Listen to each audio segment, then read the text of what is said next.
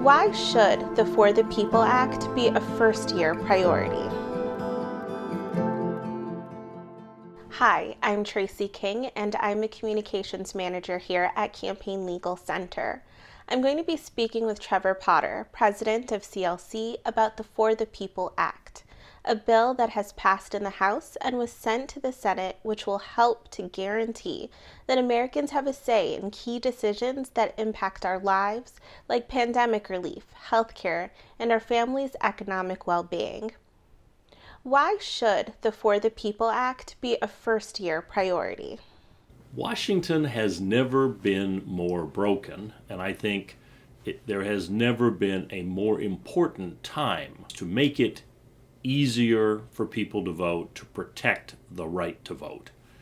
In the last couple months, we saw a mob attacking the United States Capitol, trying to prevent the counting of the Electoral College votes, something that has never happened before in American history. And around the country, we see legislatures and politicians trying to make it harder to vote. Americans deserve a government that is accessible, transparent, and responsive to the American people. With H.R. 1, the For the People Act, we will have a much better election system and a more responsive government. Do the provisions in H.R. 1 give Democrats an advantage? Large parts of this bill, H.R. 1, originated as bipartisan bills supported by members of both parties.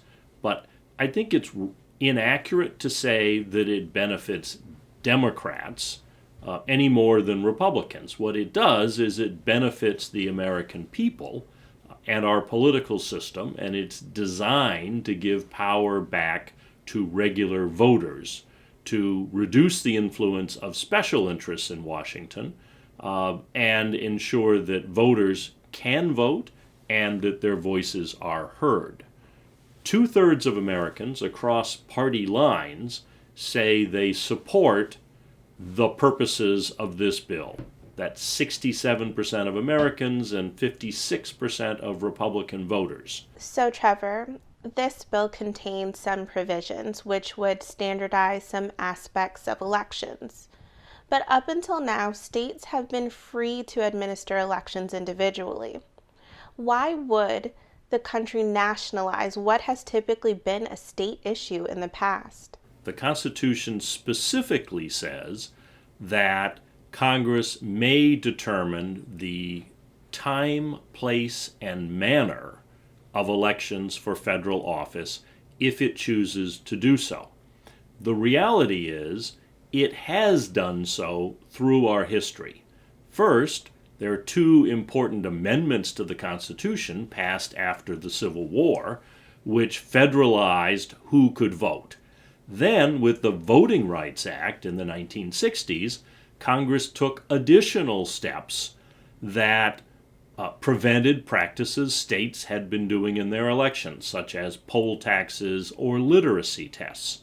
So we have a history of Congress stepping in and saying that these are things that must be done to conduct fair elections. And this act builds on that. It still leaves states a lot of latitude in terms of how they conduct their elections, but it does standardize some key aspects of that. If this bill is passed, how will commissioners for independent redistricting commissions be selected in time to draw the new maps this year after the census data is sent to the states? This is a really important provision of this bill because it is aimed at the practice of gerrymandering, of having politicians, because they have a majority in government at the moment in the legislatures, being able to decide who their voters are rather than the voters choosing their representatives. What this provision will do is require states to use an independent commission, 5 Democrats, 5 Republicans, and 5 independents or members of smaller parties, to draw these maps. And the states will then hold special sessions of the legislature so that the maps can be drawn in time to apportion representation before the midterm elections in 2022. Whenever changes are made to our election system, it is always important that voting remains safe and accessible for all. How will this bill affect that? One of the things this bill does is modernize our election system. So there's a provision for automatic voter registration, which we can do through the data we now have about who is eligible to vote. This should add tens of millions of eligible voters to the voting rolls. It should cost less and bolster security and accuracy. It uses a system called ERIC, which is an interstate list of persons eligible to vote and registered voters for list maintenance and to remove people from the rolls when they are ineligible. The bill does not ban what are called voter purges, meaning taking people off because they've died or moved, but it bans faulty purges of eligible voters. Election officials across party lines agree that voting by mail is safe and secure, and this bill ensures that the right criteria are in place so that people can vote by mail and those ballots will be safe and secure. This bill contains provisions designed to make our campaign finance system a transparent process we can trust. What would you say to Republicans who oppose the disclosure provisions of the bill?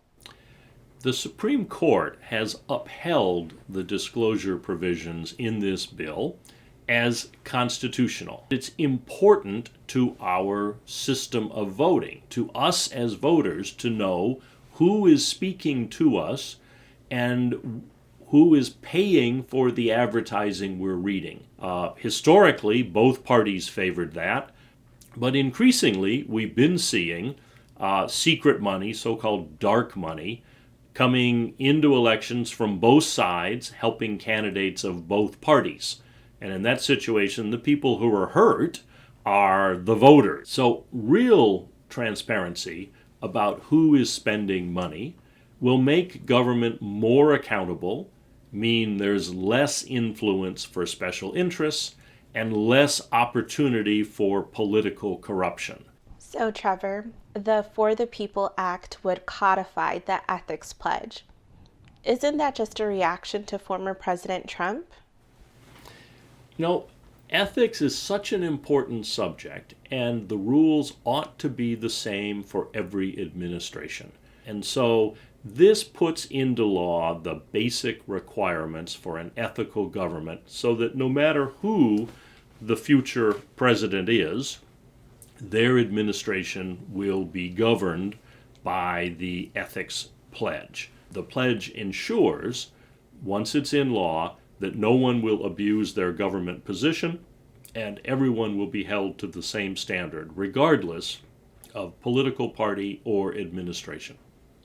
So one of the provisions in the For the People Act would restructure the Federal Election Commission. But won't that just make the agency more partisan? What we have now is an agency that is unable to function because of partisan gridlock. It currently has 3 Republican, 3 Democratic commissioners. It requires 4 votes to take any action, and so the reality is it doesn't get 4 votes on most important matters. And that is a real problem because the FEC is the government agency principally designed to enforce our election laws. Changing the number of commissioners from 6 to 5 with the requirement that not more than any 2 commissioners be from one party has the effect of removing that deadlock and enabling the commission to act. Thank you, Trevor, for having this discussion today. Thank you, Tracy, very much. I really enjoy the opportunity to talk about these issues.